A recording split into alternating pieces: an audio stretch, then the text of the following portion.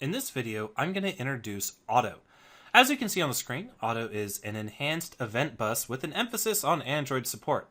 It's an open source project provided by the awesome people over at Square, the payment card guys, and it's basically an event bus. And it's awesome, and we're going to use it. And I'm going to show you how to use it. So what is an event bus? An event bus is an object that coordinates communication between other objects. So the idea is that you can have an object that does something, like maybe the object downloads a file or listens for location changes on your device, or maybe it does something completely arbitrary. It listens to push notifications, for example, from other servers, third-party servers on the internet. And that object is responsible for kind of getting notified when something happens. And then you might have other objects that are interested in that information. So you might have a bunch of other objects that really want to know when the location changes, or when a file is downloaded, or when blah blah blah, when an event happens, when some sort of arbitrary event happens. Now, an event bus is really cool because we can now take that concept where we have these objects that are receivers that receive these events, and objects that are publishers that publish these events, and we can abstract them away so that neither object has to know anything about each other.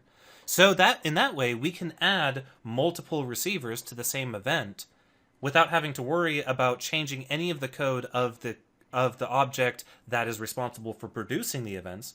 And we could also completely change the implementation of how those events are produced without having to update any of the implementation of how the events are received. So an event bus is nothing more than a way to decouple communication. If that explanation was a little abstract for you guys, I have an example application put together, and I'm going to show you guys how to bring Otto into an Android application and how to use it. So I guess not a whole lot else to say here. Let's go ahead and get started. Let me introduce you guys to this sample application that I put together. It is going to be one activity with two fragments. And it might be the easiest, it might be the most obvious if I just click on activity mains layout and I show you guys what the main layout looks like. So right here I have a fragment up here at the top that has a text view and a button. And then I have multiple of these fragments. So each one of these lines is an instantiation of a different fragment. So I have my two fragments. I have my receiver fragments down here. So these are all instantiations of receiver fragment. And then I have up here button fragment. So if I go into fragment button, for example, into his layout, you see I have his text, his edit text, and his button. And if I go into fragment receiver, you'll notice he has his text view, nothing received yet. Then as far as code goes, main activity is pretty much blank. So is button fragment. Button fragment is blank except for I did instantiate or inflate the view. I aliased out our fragment button text, our edit text, into a local field, and I set up an onClick handler for the button. And then I have my receiver fragment, which all I did here was I created the onCreateView method and aliased out his text view into a local field. You'll also notice that I have stubs for my onPause and onResume methods on both my activity main and my receiver fragment. Alright, so what is the goal here with this application? What do I want to have happen? What I want to have happen is when I type in a message here and I click send, I want that message sent to all of these fragments. However, I don't want to directly couple the receiver fragment with the button fragment. In no way do I want the receiver fragment to know about the button fragment, and in no way do I want the button fragment to know about the receiver fragment. I want it completely decoupled. That's the sort of thing, that's the sort of communication that Otto allows for. So I'm going to go ahead and let's finish up the application, I guess. It's pretty straightforward. Otto makes it pretty easy to work with. Now the first thing that we're going to do here is we're going to import Otto. We need to bring it in as a dependency to our application. So let's open up our Gradle scripts and let's open up build.gradle. Make sure we're opening up the module app version. Let's locate our dependencies block and add in a new dependency. And in this case, what I'm going to do is I'm going to go ahead and say compile, and I'm going to bring in com.squareup::auto colon 1.3.6. So that's the version I'm going to import. I am going to import it with a absolute version. Okay, so now that I've edited my dependencies section, notice how Android Studio is now saying that my Gradle file has changed. So let's say sync now. What that'll do is that'll actually go out onto the internet, grab Otto, and import it into our application. Super easy, no having to go around and manually download jars and set up your class or build path and all that ugly stuff. Instead, we just type in one line of code, hit sync, and we have the library. We now have Otto available in our application. How awesome is that? So what I'm going to do now is the first thing when working with Otto that you need to do is you need to create an object. An object that will be used for basically the coordination of events. So it's going to be called our bus. So the idea is that all of our events are coordinated through the singleton object, and typically you'll have one instance of this object per application. Even though that isn't a requirement, I don't see many or really any use cases of having multiple instantiations of this object. Now this object needs to be a singleton, it needs to be globally available. So that's what we're going to do. I'm going to come over here to my package, I'm going to right click, select new, and I'm going to create a Java class. And I'm going to go ahead and create a class called event bus. Hit OK. Now, the first thing I'm going to do to event bus is I'm going to make sure that nobody can instantiate it. I'm really wanting to make sure that this is a singleton, that it's very clear to anybody looking at this code that you should not instantiate this class. So I'm going to create a private constructor, which makes it so you can't instantiate it. Then what I'm going to do is I'm going to create the bus. So I'm going to say private static, then type in capital BUS, and note what I get here. I get bus from com.squareup.auto. So this is the entry point into the Otto sort of library, and sort of into the Otto sort of package. This object is kind of the entry point into it. So I'm going to say enter, which of course will create that import statement at top. I'm going to say private static bus equals new bus. So I'm just going to instantiate it. I'm not going to pass in anything else. There's no need to. The defaults are fine enough. Then I'm going to create a public static bus getBus method, which simply returns bus. So now we have this class here that has a private static instantiation of our bus and a public static accessor for the bus that we can access from any point within our application. And that is it. Otto is now A, installed, and B, for all intents and purposes, it is configured and ready to go. So how do we use it? Well, the way in which we use it is to start thinking about decoupled communication in terms of events. Events are really the key word here. So if I come back here into my activity main.xml file, you'll notice that I have 1, 2, 3, 4, 5, 6 of these fragments and one of these fragments. I want them to be able to communicate with each other. Well, if you start thinking about events as opposed to the imperative programming way, the imperative programmer in you might be saying, well, you press this button, then let's loop through all of these instantiated objects and for each one invoke a particular method and tell it what was typed into the message text box. Well, that's a very imperative sort of way to think, and it's also very brittle and very coupled, and exactly the kind of thing that we are fixing by using Otto. So instead of thinking of this problem imperatively, we can think sort of in terms of events instead. What we can say instead is, this fragment produces an event. Every time the send button is clicked, it produces an event that encapsulates the data that's required to describe that event. In this case, what was typed into the edit text. Then we can flip that around and say, for all of these fragments, or this one fragment, because it is just one fragment class, but it's been instantiated multiple times, we can say that fragment class receives that event. We can sign that fragment up to receive events of the kind that are published from this fragment. So basically that means we first need to start off with creating an event. So what is an event in terms of Otto?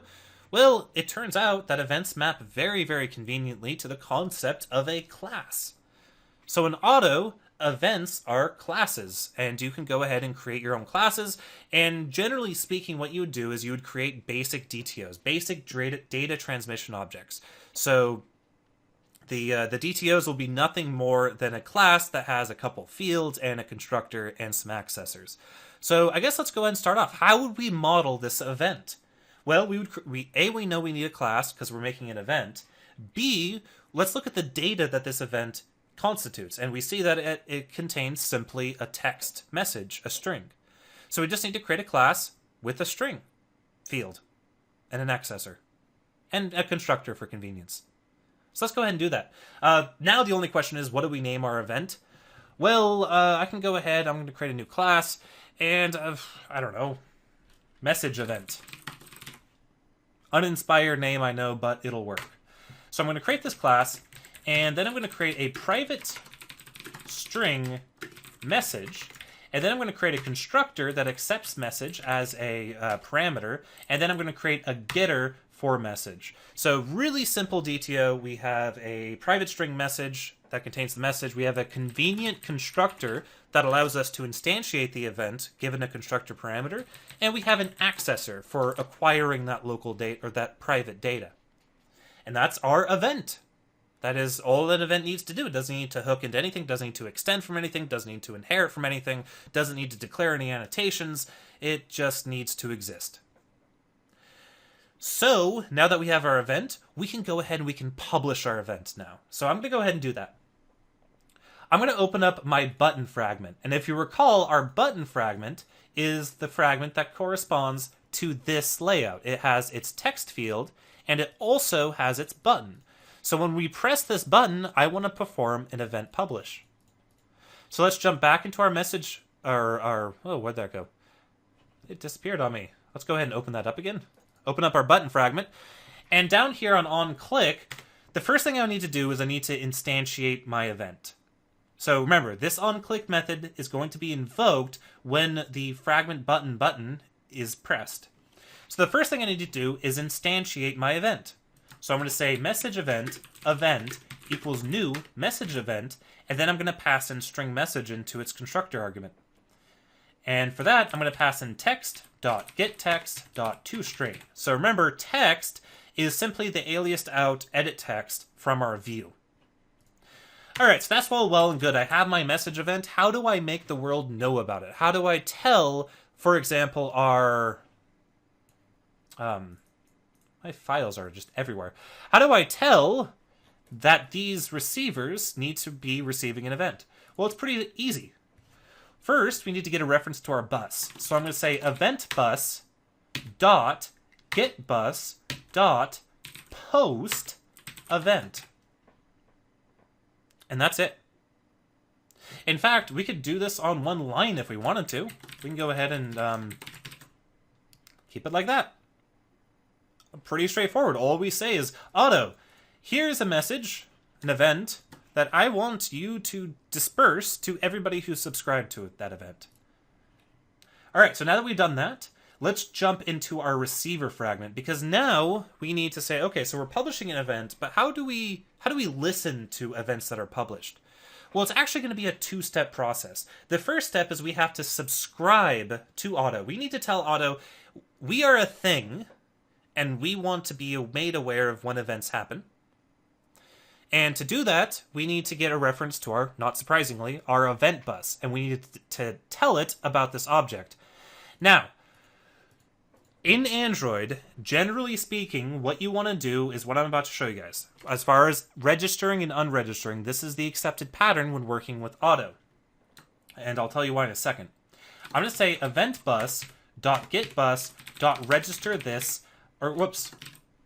Let's mix these up, or reorder these. Okay, on resume, I'm going to say eventBus.getBus.register this, and on pause, I'm going to say eventBus.getBus.unregister this. Now, why are we doing that?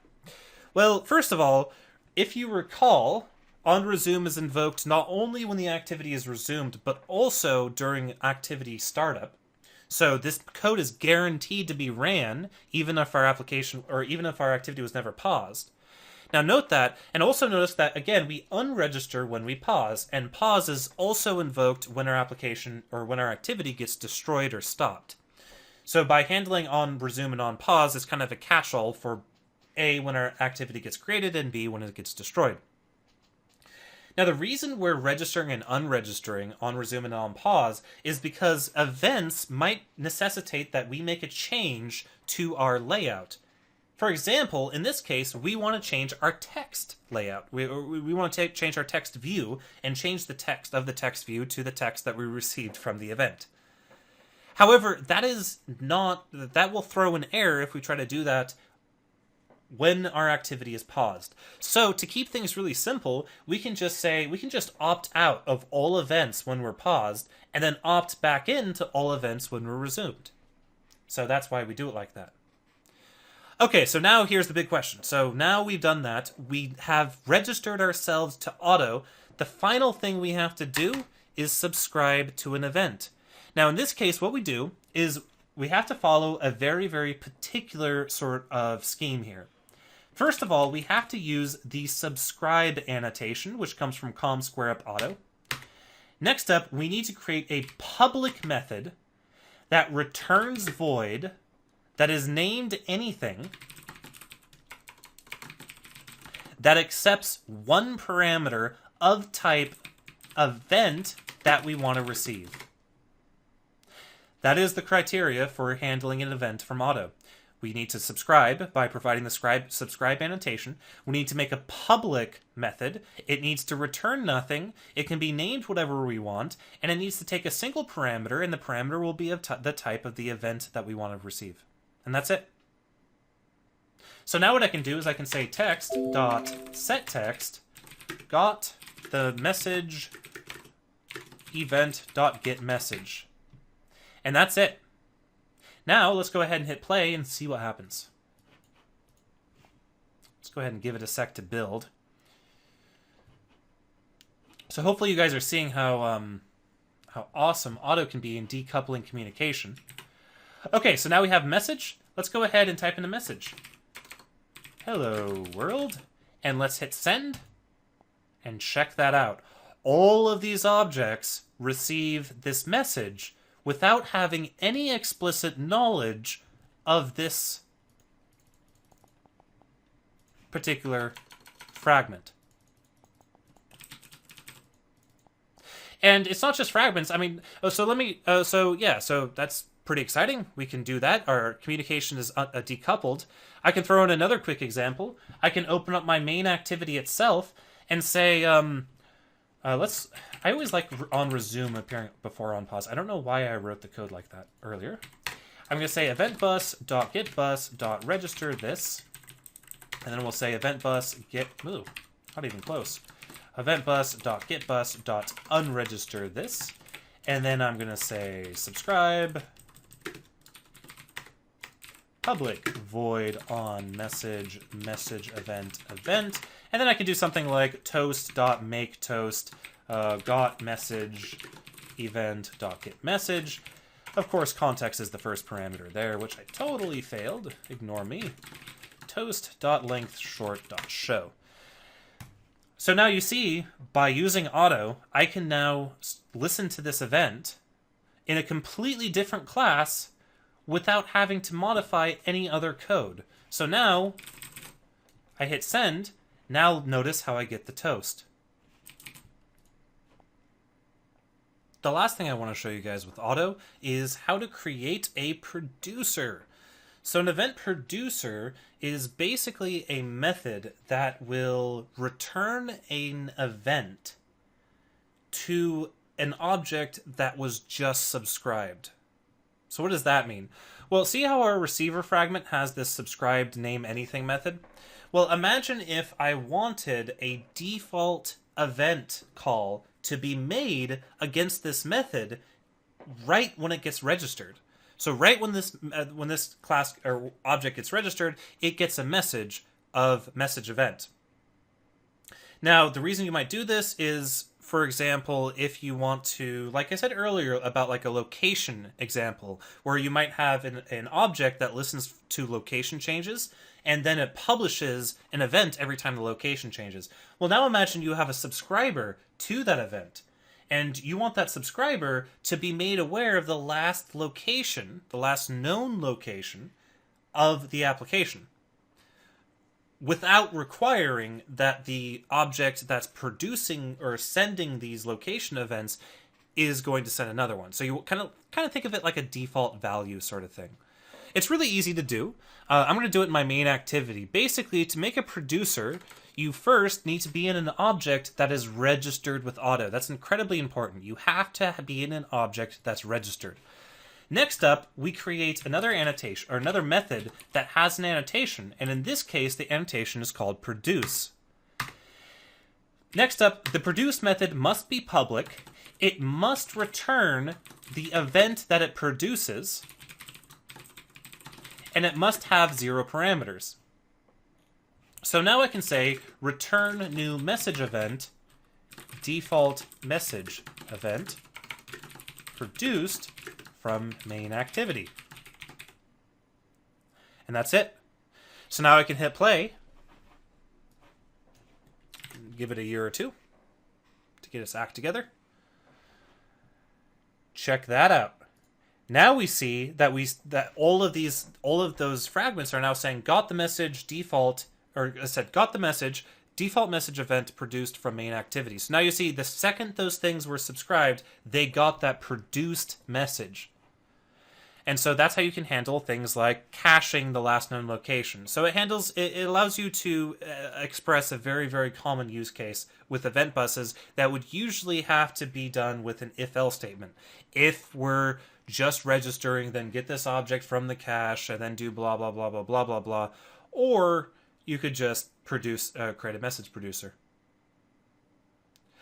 All right, there's not a whole lot else to say. We will be using Otto for our asynchronous decoupled service layer starting in the next video. So if you guys want to see, or I guess just check out the next video, and I will see you then.